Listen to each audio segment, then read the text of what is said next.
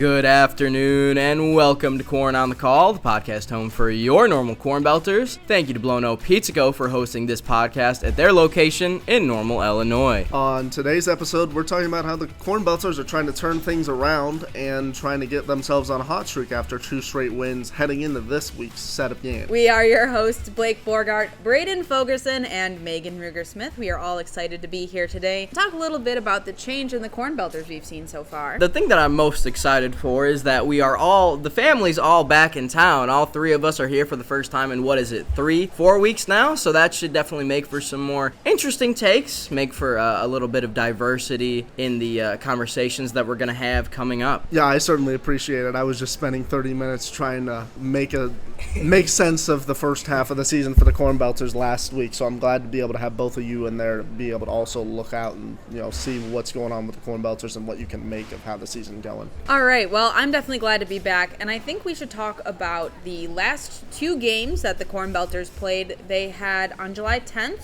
an 8-1 victory over the Alton River Dragons, and then on July 11th, a 7-6 win over the Clinton Lumber Kings. What do you think about that? So I was there, and I had the privilege of being able to call the games, and that 8-1 victory was just total, utter dominance over the River Dragons. I mean, there was absolutely nothing that the Dragons could have done against pitcher Kyle Moore. Kyle Moore pitched 7 fantastic innings of baseball where he allowed absolutely 0 runs, and then he had some great relief pitching after that. But regardless of that, he pitched 7 innings, and there was a point in time in the game where finally head manager Andy Turner came out onto the diamond, and he was calling him off. And I remember Jeremy Figueroa was standing up there with Kyle Moore, and he was literally holding Kyle Moore by his jersey, and he wasn't letting him go because he wanted him to pitch the full 9 innings and post a no-run game. But excellent game there, and then in yesterday's victory, the 7-6 win, the Belters were down 6-1 early in the second inning, and they didn't score more than 1 run over the course of 9 innings, and they still ended up winning that game. So just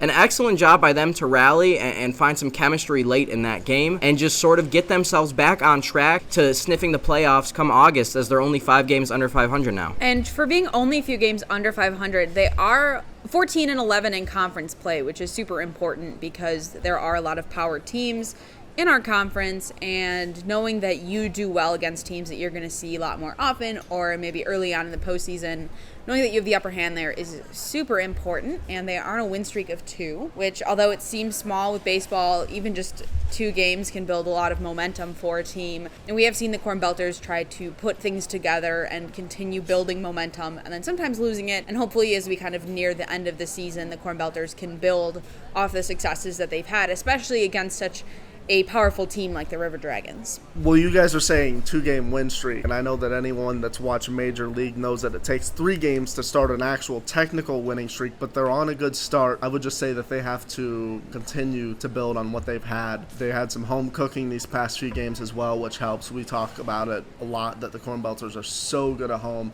Much like everyone else in the Prospect League, it just seems home team advantage, no matter what team, is just a huge deal for whoever is hosting any real game in the Prospect League. It is a big, big deal, and they've been able to take advantage of the past few games, so the Corn Belters just need to continue to do that. But also, whoever seems to be the team that can do the best when on the road, it doesn't seem there's any team sticking out in the Prospect League so far as a team that's been able to do that yet. If any teams can go into the second half and not only get it done at home, but also maybe even just split their games on the road along with that, they're going to be in good shape to, if they haven't already clinched the division, then clinch the division the second opportunity. Corn Belters, we're still relatively, it's a brand new half, so they're 3-5. The Bees are 3-2, so they haven't played as many games. The Gems are not a problem, correct? Because they won the last half. So the Gems aren't really a problem other than whenever the Corn Belters face them. So that seems to be the situation right now. We talked about a few weeks ago what makes home team advantage be actually beneficial. Do either of you have any thoughts about what makes, in a way, come your advantage? How can you turn an away ballpark, an away road trip? How can you turn those games into wins, kind of like wins at home? Like, what is it the team can do or the coaches can do in order to start, stacking on wins while they're away? The thing about getting wins on the road is you've got to play the same exact way that you play when you are at home. And the Belters, when they're at home, they can get hot very early on. We saw it in the game against the Alton River Dragons where they had an early 3-run home run by Jeremy Figueroa, which put them in the lead 5-0, which was huge for them. And the Belters have struggled a little bit when it comes to hitting on the road in times. There have been multiple games. I can think of off the top of my head, there was a 1-0 loss that they had at Springfield against the Lucky Horseshoes, which you hate to see that if you're a fan, because all they had to do was post 2 runs and they couldn't even post 1. So it really hurts to see stuff like that where they're dropping a great pitching performance. So for the most part, what I would just say is they've got to get that hitting going. They're near the bottom of the league right now in it, but these past 2 contests have really showed that this can be a very prolific team on the hitting end if they can just get out of these slumps, because there are some really, really talented guys like Jared Comia, Ben Higgins. I know Jackson Chatterton just yesterday, he had 1,000 on-base percentage with 5 at-bats. That's just ridiculous to see somebody putting up those numbers. So anytime that you can get those 3 guys going, especially, you've got a great recipe for success for games on the road. It's about getting hot early a lot. If you have a team where you're on the road and the opposing side has a lot of energy in the crowd, some of these teams have capability to have a lot bigger crowds than the Corn Belters can because they have bigger stadiums. Certain times weekend game especially, if you're on the road for a weekend game, you're going to have a ton of fans that are not rooting for you at all. And if you can come into that stadium and take the energy out of it, if you can get hot early, score runs the first few innings, and then also get a good start, a confident start, if not perfect, then good enough to continue to be even with your team that you're facing, you're in good shot. You have a good shot of taking the energy out of the stadium. And if you're sitting at home watching your home team play and they're down 5 runs in the 3rd inning, not nearly as much energy as there was heading into the game. So for the Corn Belters and everyone else in the Prospect League, I think they ought to aim to be ready to go, get your stretchers in, get your reps, and be ready to play when it's time, when 5 o'clock hits. One last thing, and then I promise I'll let us get off the topic of away games. The Belters, while they have played the most games out of any other team in the Prospect League, they've also played the most away games. And those road trips where you're gone for 4 or 5 games at a time, even where you don't really get to have any fans rooting on for you at home. I can think of the stretch where they were from June 12th to June 19th, they were gone for 5 games, and that just really hurt them. But just being on the road like that so much, it can really hurt a team early on, and I think what we're going to see as we get into these coming weeks is the Belters are going to be at home quite a bit from July 18th up until it seems around like July 29th. They will only have 1 away game over that stretch, so that's a perfect recipe for them to get hot and come in here as a team that could be a sneaky contender for playoff time. So moving away from the topic of away games, I think we should take a little bit of a closer look at the statistics of the team. We talked a little bit before the podcast that the Corn Belters are batting .228 with an on-base percentage of .365 and a slugging percentage of .332, and are just a few games under 500. And looking at these stats, honestly, you would think that this team is a lot worse than it is. I mean, we're the 16th, as in last in the league in batting average. That doesn't really give you the full story of who the Corn Belters are. There's a lot of people like Chatterton who take a lot of walks, a lot of discipline, and the Corn Belters have a really impressive job at turning singles, walks into more connected plays that score runs, as opposed to some teams that have a batting average of around 300 but have a similar record as we do. I mean, I know the batting average doesn't look great there sitting at the bottom of the league, but this team is second in the entire Prospect League in walks with 202. That's ridiculous to think that 202 times their batters have been walked. That shows a lot of discipline. That shows that they can hang on there and they can see the pitches that are coming down to them and they can get on base because of it. They're also right in the middle of the pack with hit by pitch. So you've got about 240 players who have gotten out on base there, and that really looks to boost them. But another thing to highlight is that they've been able to not have the greatest hitting statistics because their pitching has just been that great. They have the 5th lowest batting average against for their pitchers, and I think that that's a real testament to how deep their pitching rotation has been with guys like Luke Olson, Kyle Moore, Adam Wibbenmeyer, and Bodie Gabink. I also think there's some other stats laying in the weeds there that we haven't been able to figure out. There's some there's some more specific stats, the more, StatCast type stats that some people, old heads especially, don't like to pay attention to. That if you're looking at stats where the whole league doesn't really make sense as far as, how there's so many teams with, low batting averages or things like that, sometimes you can make sense of it using more specific stats. You can also look at it using ERAs, but the ERA statistic, I remember, at least as of last week, there were only 3 players that qualified in the entire league. That's largely because this is a developmental league and it's just not easy to be able to get 1 inning per game played.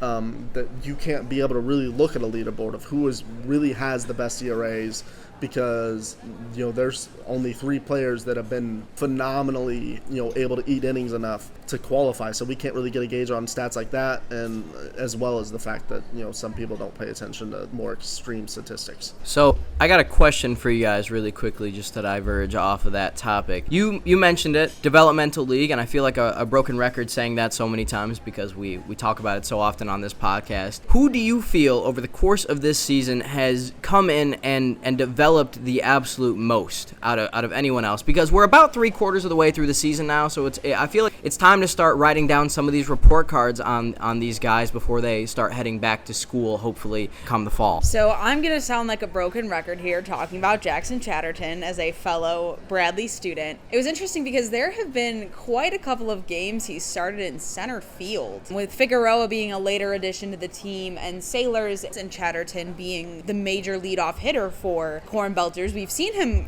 He kind of took Jared Comia's spot out there in center field, and it's interesting to see this guy who's, has been an infielder pretty much all of his baseball career now playing in center field.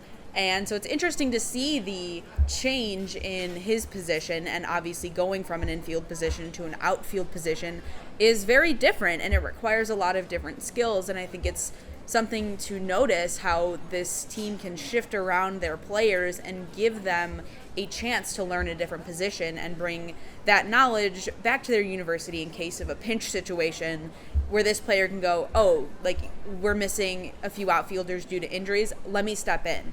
And I just think that's a huge thing to see, is the shifting of positions. So I'm curious really quickly, because I haven't actually seen Chatterton play any outfield up to this season. How was he when he was out there? Was there a noticeable difference in his play compared to shortstop? And do you feel that he has an arm to be able to make those throws over to second, third, and the first area in order to pick off runners?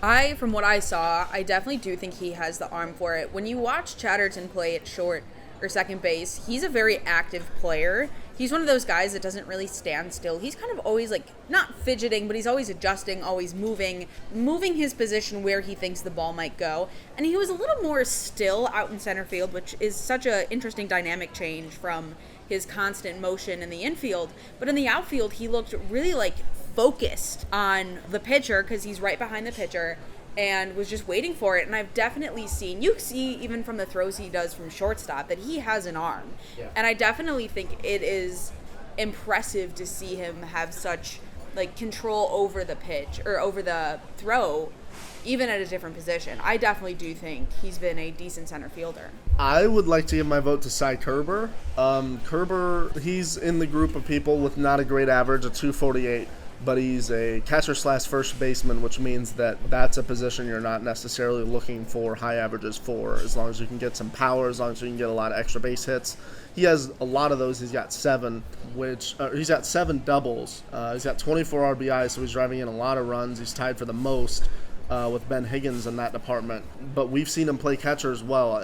I think for most of the first half of the year, I mostly only saw him at first base, and the past few broadcasts I've been able to do, I've seen him play catcher. First been surprised, but then I'm realizing, no, this is his position. He's looking really good.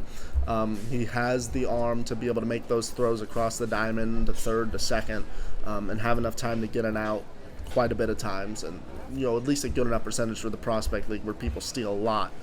I think he's really developed this game a lot, and he's really solidified himself in the middle part of that order. There's not, I wouldn't say, a single player other than maybe Chatterton that you have to put in a specific spot, and there's no excuse to put them anywhere else because they work so well in that spot. Chatterton's fantastic as a leadoff hitter. Kerber's great in the middle of the order at driving in runs. So Kerber's really solidified himself and developed himself really well so far.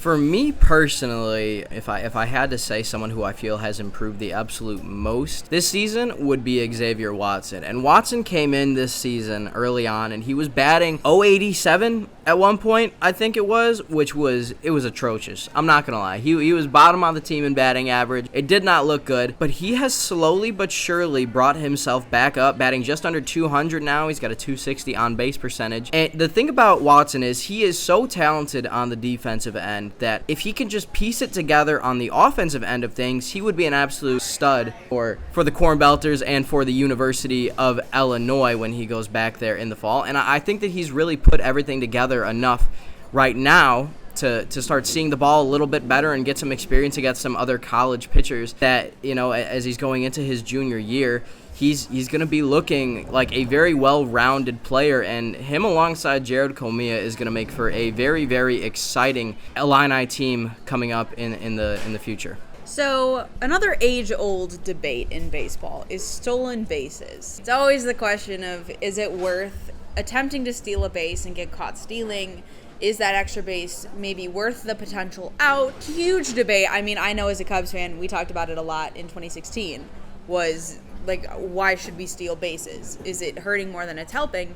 And I'm no analytics intern, but I'm going to throw some math at you. The Corn Belters are successfully stealing bases 81% of the time. In all of their attempts at stolen bases, they successfully get on 80% of the time.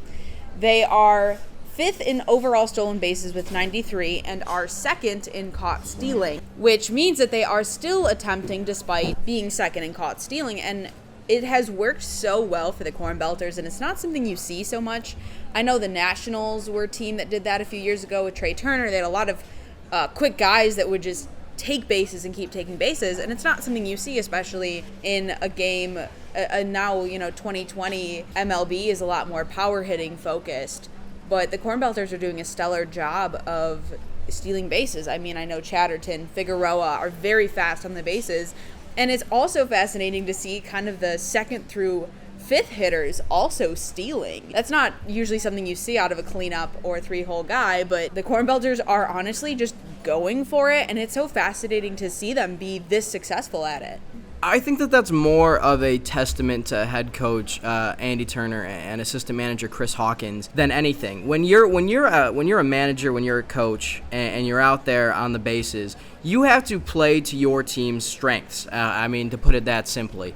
And when your team isn't batting great, you got to get bases somehow, and they've managed to do that. And you said it, Megan. This is a very speedy team. You've got Chatterton, you got Figueroa, Xavier Watson's got wheels on him. Jared Comia's even a little bit faster. Peyton Meredith is impressive. I could just keep going down the list. But there are so many guys on this team who have very impressive speed, and you see it on the defensive end, but you also see it sneakily there on the offensive end when they're running over to first to try and beat out a shortstop making the play. So I will say that it's both a testament to their speed and a little bit of a testament to their slump of hitting as of late. There's a couple other stats that I'd also like to talk about as well, because I'm now noticing that we were talking about stolen bases, which the Corn Belters are 5th for. In terms of hits into double plays, Corn Belters are 2nd to lowest. They have only 15 times that they've hit into a double play. That is really good work. They also do a really good job of strategizing the amount of times that they are able to get sacrifice hits. They're leading the league they're first in the league in that department as well. There's a couple smaller stats that I was alluding to last time. These aren't like StatCast stats, but stats that don't stand out quite as much as the amount of hits or the amount of runs that you've scored. That the Corn Belters also have done a really good job of avoiding, that the Corn Belters have done a really good job of being able to get when they need. I think that's important towards deciding how good this Corn Belter team is right now. Something else that I'll say is it is a lot of fun to watch Cy Kerber steal bases.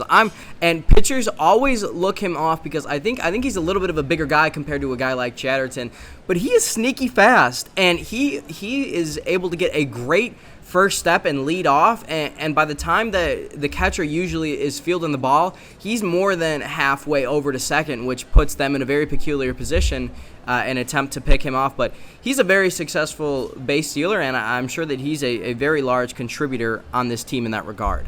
I'd like to take a little bit of what you both said and kind of put it together. Is we are so low in the league in hitting into double plays because of stolen bases.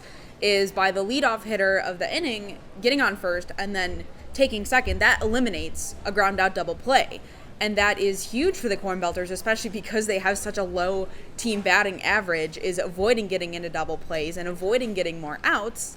So here I have pulled up the list of stolen bases and who has gotten them. 22% of the entire team's stolen bases is Jackson Chatterton. Wow. He has 21 stolen bases out of 93. Jeremy Figueroa is a close second at 18 stolen bases on the season. And then I like this one because this is fun. The next two highest, 3 and 4, are our catchers. Peyton Meredith with 8 and Cy Kerber with 7. There he is. I knew he'd be up there. And then you have Komiya, and then Zuck, and then Sailor. So it makes a lot of sense. You know, the order, I do think it's hilarious that, as we were talking about, we see running from the 3, 4, 5 hitters, and those are more often than not where our catchers are at. Mm-hmm. And, you know, it's usually known that catchers are a little slower. They don't steal bases, apparently, unless you're on the normal Corn Belters. Blake, would you like to have a rebuttal for that statement?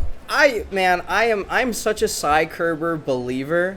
I'm such a big Cy Kerber fan that you can say anything you want to me about his speed and about the fact that he's a catcher. I don't care. Yesterday he had an entourage of fans of about 7 to 10 people who every time he came up to bat, they would cheer his name. They were the loudest area in the ballpark, and the Clinton Lumber Kings had like probably 15 to 20 fans sitting behind their dugout. Now, there wasn't a lot to cheer for yesterday if you were a Lumber Kings fan, and I'll digress on that for a moment. But it was just so awesome to see that there were so many people there who love Cy Kerber just as I do. So the first thing I'd like to mention for theme nights is Margaritaville night. It rained, okay? We had a bunch of fans there for that theme, and I was wearing my nice Margaritaville themed shirt I was excited about. There were little beanbag sets set up right in front of our PA door, and as I was eating my chicken tenders with that new ranch, because I wanted to try that ranch, it was good from what I was able to get. I was trying my ranch, and I was eating my chicken tenders. I had 2 left, and some kid who it must have been a very little kid because it was nowhere close to the board, threw it, launched it, and it lands right in my hands, and it knocks the tenders out of my hands. Ranch goes everywhere. I lose one of the 2 tenders. I did save a tender, which was really impressive. I think Jackson Chatterton would have been proud of me, but I lost 1 tender. I kept 1, and there was ranch all over. I had to go to the bathroom and clean ranch off myself, clean ranch off my sunglasses, and I was this close to crying. Thank you so much for tuning in to our 7th episode now of Corn on the Call. It just keeps on growing by the day, and I'm very proud of what's happened so far on it. Catch us next Tuesday for our next episode. I've been Braden Fogerson, as well as Megan Ruger-Smith and Blake Borgart. Blown Up Pizza Co. is graciously hosting our podcast this season. Thank you so much for your hospitality and great food. Catch us next week on Corn on the Call.